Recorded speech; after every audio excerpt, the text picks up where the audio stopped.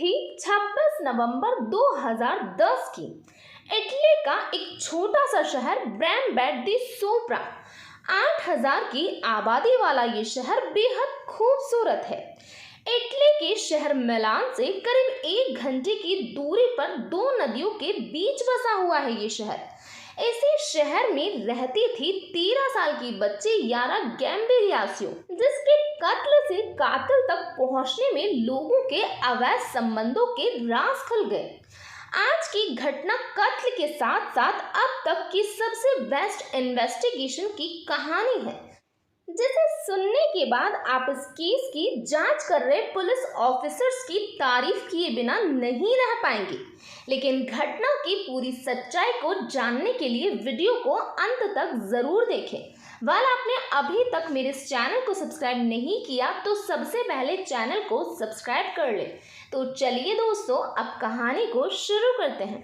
26 नवंबर 2010 को शाम के करीब 5:15 पर यारा पास के ही जिम में जिम्नास्टिक की ट्रेनिंग करने के लिए घर से निकली थी। मोबाइल फोन उसके साथ था। प्रैक्टिस के लिए लगभग हर रोज यारा वहां पर जाया करती थी। शाम 7 बजे से पहले यारा अपने घर लौट आती थी, लेकिन उस दिन वो 7 बजे तक भी घर नहीं पहुंची। इस बात से घर वाले काफी घबरा गए। यारा की मां ने 7:11 पर यारा के मोबाइल पर फोन किया, लेकिन वो सीधे वॉइस कॉल में चला गया, जिसके 20 मिनट बाद ही यारा के पिता ने पुलिस को कॉल कर दिया। ये कॉल इस राज्य की राजधानी बेरगामो की पुलिस को की गई थी। इस मामले की जांच मिली थी 45 साल की महिला पुलिस अधिकारी लेटिजिया रुगेरी को, जो कि बेहद ही तेज तर्रार ऑफिसर थी। इन्होंने तुरंत ही इस केस की तफ्तीश शुरू कर दी। ऑफिसर रुगेरी तमाम पुलिस वालों के साथ मौके पर पहुंच गई। यारा के जिम इंस्ट्रक्टर से पूछताछ की गई तो उसने बताया कि यहाँ पर वो आई थी, लेकिन यहाँ से तो वो कब की चली गई। पुलिस को ये भी पता चला कि यारा ने शाम 6:44 पर अपने एक दोस्त को मैसेज किया था। इसके बाद यारा की किसी और से बात नहीं हुई थी। यारा जिस जिम में जाती थी वो दरअसल एक स्पोर्ट कॉम्प्लेक्स था और काफी बड़ा भी था। कुछ लोगों ने ये भी बताया कि यारा को लाल रंग की कार वाले दो लोगों से बात करते हुए भी देखा गया था। हालांकि पुलिस ने सबसे पहले तय किया कि खोजबीन के लिए खोजी कुत्तों को बुलाया जाए। कुत्ते मौके पर पहुंचे और वो जिम और यारा के घर के रास्ते पर ना जाकर दूसरे ही रास्ते की ओर निकल पड़े। ये एक छोटा सा गांव था जिसका नाम मापेलो था।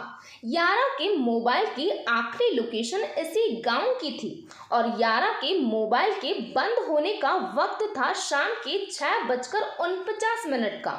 पुलिस ने परिवार के लोगों से तफ्तीश शुरू की और उसने यारा से जुड़े तमाम सवाल पूछे। कहीं परिवार में ही किसी फूट के चलते यारा को गायब तो नहीं कर दिया गया था। पुलिस की रडार पर यारा का परिवार था। परिवार में मां के अलावा 3 भाई बहन और थे। हालांकि परिवार की तफ्तीश में पुलिस को कुछ भी संदिग्ध नजर नहीं आया। पुलिस ने उस दिन मापेलो गांव से गुजरने वाले या फिर वहां पर एक्टिव सभी मोबाइल फोन का डाटा निकाला। उस दिन करीब 15,000 मोबाइल मापेलो के आसपास एक्टिव थे। इनमें से एक मोबाइल मोरक्कन मूल के एक आदमी मोहम्मद फिक्री का था। पुलिस ने जब उस फोन का वायर टैप निकलवाया तो उसमें पुलिस ने सुना कि फिक्री किसी से कह रहा है कि भगवान उसे माफ करे, लेकिन उसने उस लड़की को नहीं मारा है। 4 दिसंबर 2010 को पुलिस ने फिक्री को गिरफ्तार कर लिया। फिक्री जिस वैन का इस्तेमाल कर रहा था उसमें पड़े गद्दों से पुलिस को खून के निशान भी मिले थे। पुलिस को लगा कि मामला सुलझ गया है, लेकिन जब तफ्तीश आगे बढ़ी तो फिक्री बेकसूर निकला और पुलिस को उसे छोड़ना पड़ा। अचानक ये मामला इतना ज़्यादा सुर्खियों में आया कि यारा के घर वाले मीडिया की मौजूदगी से परेशान होने लगे। यारा को गुमशुदा हुए कई महीनों का वक्त बीत चुका था। उसकी फोटो तमाम अखबारों और टीवी चैनलों पर दिखाई जा रही थी। तभी 26 फरवरी 2011 का दिन था। यारा को गुमशुदा हुए 3 महीने का वक्त गुजर चुका था। यारा के शहर ब्रैम्बेट दी सोप्रा से करीब 10 किलोमीटर दूर पर है एक छोटा सा शहर जिसका नाम है चिंगलोलो दा इसोला। यहाँ पर एक शख्स बहुत बड़े घास के मैदान में रिमोट से कंट्रोल होने वाला एक प्लेन उड़ा रहा था। उस आदमी को झाड़ियों में जूते नजर आए। वो जब थोड़ा आगे बढ़ा तो एक लड़की की लाश वहां पर पड़ी हुई थी जिसके सड़ने की शुरुआत हो चुकी थी। ये लाश यारा की ही थी। लाश पर से पुलिस को यारा के कपड़े, उसका आईपैड, घर की चाबियां, सिम कार्ड और उसके मोबाइल की बैटरी मिली, लेकिन मोबाइल वहां से गायब था। पोस्टमार्टम किया गया और पोस्टमार्टम में डॉक्टरों को यारा की सांस की नली में लाइम मिट्टी के अंश मिले थे। उसके कपड़ों से पुलिस को जूट की रस्सी के टुकड़े भी मिले। उसके जिस्म पर कहीं घाव किए गए थे और डॉक्टरों के मुताबिक हमलावर ने उसे बुरी तरह से घायल करने के बाद मरने के लिए छोड़ दिया था। लाइम एक तरह की मिट्टी होती है जिससे पुलिस अंदाजा लगा रही थी कि यारा को मारने वाले शख्स का ताल्लुक बिल्डिंग ट्रेड से हो सकता है। फॉरेंसिक की टीम ने यारा की मोबाइल, बैटरी और उसके ग्लव से डीएनए के 2 सैंपल निकाले। इन सैंपल का मिलान पुलिस ने अपने आसपास मौजूद अपराधियों के डीएनए से किया, लेकिन किसी से भी इस सैंपल का मिलान नहीं हो सका। तफ्तीश चल रही थी और लाश मिलने के 2 महीने बाद पुलिस के हाथ एक और कामयाबी लगी। ये कामयाबी यारा के अंडरवियर से मिले डीएनए सैंपल की शक्ल में थी। अब इस मामले को सुलझाने के लिए इस केस की जांच अधिकारी रुगैरी ने कई टीमें बनाई और सबको अलग अलग जिम्मेदारी दे दी। कुछ पुलिस वालों को यारा के घर वालों, दोस्तों और जिम के लोगों के डीएनए सैंपल लेने के लिए कहा गया। एक टीम को मोबाइल का डाटा निकालने का काम पर लगाया गया ताकि उस दिन यारा के गायब होने की जगह के आसपास मौजूद मोबाइल फोन का इस्तेमाल करने वाले सभी लोगों के डीएनए सैंपल लिए जा सके। ये तफ्तीश इटली की आज तक की सबसे महंगी तफ्तीश है। लाश मिलने के करीब 2 महीने तक यारा की लाश को सबूत इकट्ठा करने के लिए मॉर्चरी में रखा गया था। मई 2011 के आखिरी हफ्ते में यारा की लाश का अंतिम संस्कार कर दिया गया। पूरे इटली यारा को विदाई देने में रो रहा था और पुलिस यारा के कातिल को पकड़ने के इरादे को और भी मजबूत करती जा रही थी। जहां से यारा की लाश मिली उसी के पास एक क्लब भी था। पुलिस ने तय किया कि इस क्लब में आने जाने वाले सभी लोगों के डीएनए सैंपल भी लिए जाएंगे ताकि उनका मिलान यारा की लाश से मिले डीएनए सैंपल से कर लिया जाए। जल्द ही पुलिस के हाथ एक कामयाबी लगी। क्लब से लिए गए एक शख्स का सैंपल यारा की लाश से मिले डीएनए सैंपल से काफी मेल खाता था। इस शख्स का नाम था डैमियानो।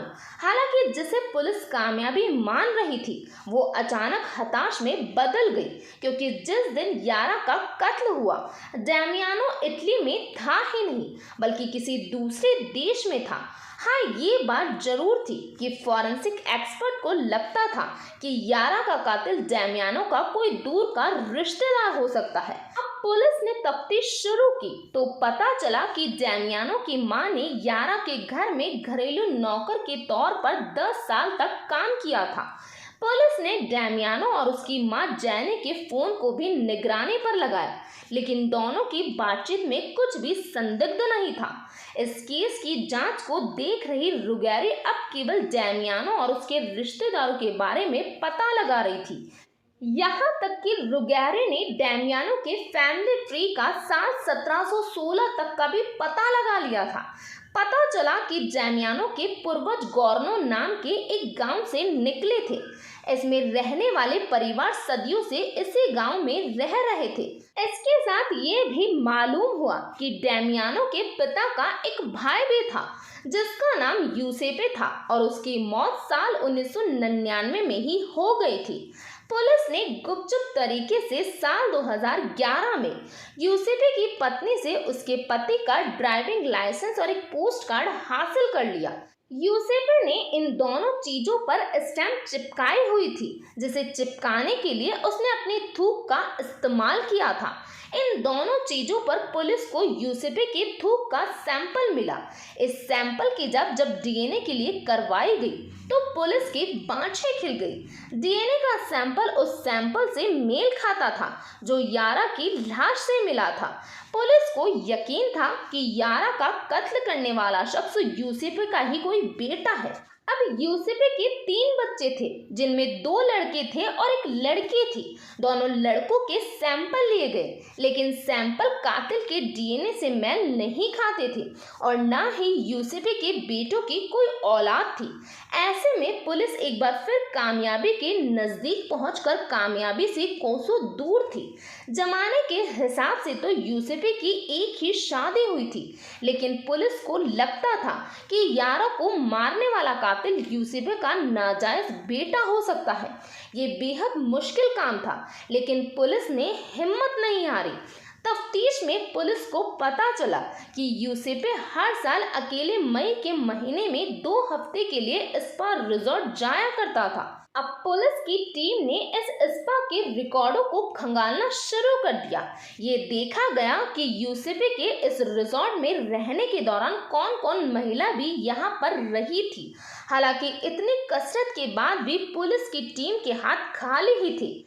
इसके साथ एक मुसीबत और थी। यूसेपे की थूक से जो डीएनए सैंपल मिले थे, उसको कातिल के डीएनए के मिलान को साबित करने के लिए डीएनए के कुछ और नमूने भी चाहिए थे। लिहाजा पुलिस ने यूसेपे की कब्र को ही खुदवाकर उसमें से डीएनए के सैंपल निकलवाए, ताकि अगर कातिल पकड़ा जाए तो कहीं वो अदालत से सबूतों की कमी की वजह से ना छूट जाए। यूसेपे पेशे से ड्राइवर था और वो कई औरतों को टेक्सटाइल फैक्ट्री में छोड़ने का काम करता था। पुलिस ने यूसेपे के साथ काम करने वाले ड्राइवर से बातचीत की ताकि कुछ सुराग मिल सके। सुराग की शक्ल में एक महिला का नाम सामने आया और वो था ईस्टर। ईस्टर यूसेपे के पड़ोस में रहा करती थी। 19 साल की उम्र में उसकी शादी हो गई और वो पास की ही टेक्सटाइल फैक्ट्री में काम किया करती थी। ईस्टर के संबंध उसके पति से अच्छे नहीं थे और ये भी पता चला कि ईस्टर और यूसेफे में करीबी रिश्ते थे। पुलिस ने तुरंत ईस्टर के डीएनए सैंपल लेकर उसकी जांच की। कामयाबी पुलिस के कदमों में थी। ईस्टर ही वो महिला थी जो यारा के कातिल की मां थी। इस पुलिस की तफ्तीश में पता चला कि ईस्टर साल 1970 में उस जगह को छोड़कर चली गई थी जहां पर यूसेफे रहता था, लेकिन दोनों का अफेयर चलता रहा। साल 1970 में ही ईस्टर ने जुड़वा बच्चों को जन्म दिया, जिनमें एक लड़की और एक लड़का था।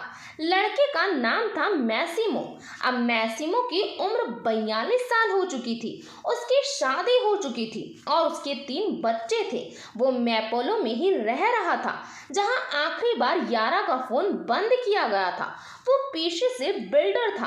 कातिल का पता चल गया था, लेकिन अभी पक्का करना था कि मैसिमो ही वो कातिल है जिसने यारा की जान ली थी। आपको ये भी बता दें कि पुलिस की ये तफ्तीश इतनी चोरी छिपी की गई थी कि पुलिस में 1-2 लोगों को छोड़कर किसी को भी पता नहीं था कि कातिल की पहचान कर ली गई है। तो अब तारीख थी 15 जून 2014 की और इस दिन रुगैरी ने शराब पीकर गाड़ी चलाने वाले लोगों को पकड़ने के बहाने से मापेलो गांव के बाहर ही एक चेक पोस्ट लगवाया। मैसिमो भी काम खत्म करके जब अपने घर लौट रहा था तो उसको भी ब्रीथलाइजिंग टेस्ट देने के लिए कहा गया। पुलिस ने ब्रीथलाइजिंग मशीन ठीक न होने का बहाना बनाकर 2 बार उसके नमूने लिए। रातों रात ही मैसिमो के थूक के नमूने को डीएनए जांच के लिए भेजा गया और वो हूबहू यारा की लाश पर मिले डीएनए से मेल खा गए और आखिरकार 16 जून 2014 को इटली पुलिस ने यारा के कत्ल के आरोप में मैसिमो को गिरफ्तार कर लिया। खुद इटली के गृह मंत्री ने यारा केस के सुलझाने का ऐलान टीवी पर किया। मैसिमो ने पुलिस को बताया कि वो जवान हो रही बच्चियों पर बुरी नजर रखता था। वारदात वाले दिन भी उसने यारा के साथ जबरदस्ती करने की कोशिश की, लेकिन जब उसने इसका विरोध किया तो उसने उस पर कई वार किए, जिसकी वजह से वो बेहोश हो गई। मैसिमो को लगा कि यारा की मौत हो गई है और वो घबराहट में मौकाए वारदात से 10 किलोमीटर दूर एक घास के मैदान में उसे झाड़ियों में फेंक कर भाग गया। वारदात करने से पहले ही उसने अपना फोन बंद कर लिया था। फिर अगली सुबह उसने अपना मोबाइल ऑन किया, जिसकी वजह से मोबाइल डेटा में उसके मोबाइल नंबर नहीं आया और इसी वजह से पुलिस ने उसका डीएनए भी नहीं लिया था।